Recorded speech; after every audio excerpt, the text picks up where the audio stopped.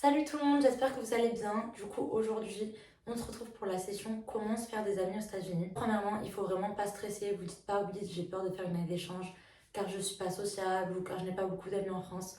Vraiment, aux États-Unis, ça n'a rien à voir. Les Américains sont très très sociables. Ils adorent les Français, donc même votre accent, si vous avez un petit accent français ou même un gros, genre ils vont kiffer ça, il n'y a pas de souci.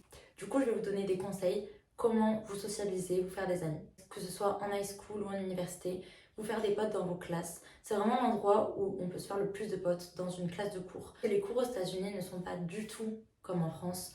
Les gens parlent pendant la classe, beaucoup de travail en groupe, ce qui va faire que vous allez forcément vous retrouver avec des gens, discuter avec des gens et peut-être avoir un feeling. Ce que je vous conseille, c'est aussi de faire beaucoup de sport.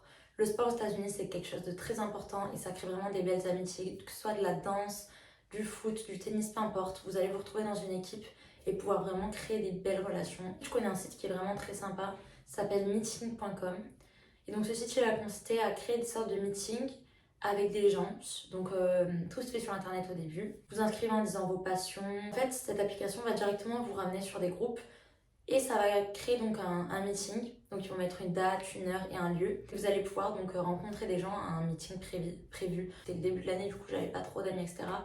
Et donc on avait fait ça, il y avait un meeting volleyball à la plage. Du coup c'était trop cool, on s'est retrouvé avec une vingtaine de personnes. Très important, ne négligez pas les voisins. Si vous êtes dans une host family ou même en coloc, aux États-Unis, le voisinage c'est très important on va dire.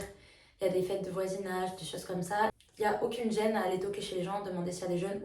Vous pouvez très bien demander à votre host family où est-ce qu'il y a des jeunes dans le quartier, etc. Il vous en présentera. Moi personnellement c'est ce que j'ai fait.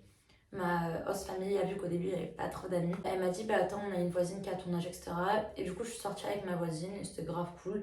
C'était une américaine, elle faisait du surf, elle m'a proposé d'aller surfer avec elle, enfin vraiment c'était trop bien. Après vous pouvez aussi contacter votre agence si vous voyez que vraiment vous galérez à créer des bonnes relations, ce qui est totalement possible, c'est pas forcément de votre faute, ça arrive parfois.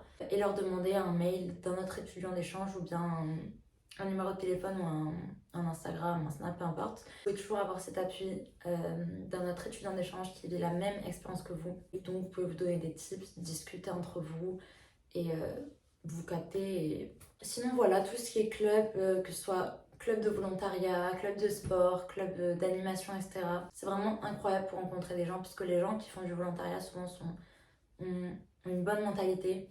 Après, tout ce qui est réseaux sociaux et tout, vous pouvez toujours rencontrer les gens sur ça, mais faites quand même très attention de ne pas tomber sur des personnes bizarres ou des faux profils, etc. En tout cas, pour tous les futurs étudiants d'échange, je vous souhaite une très bonne année.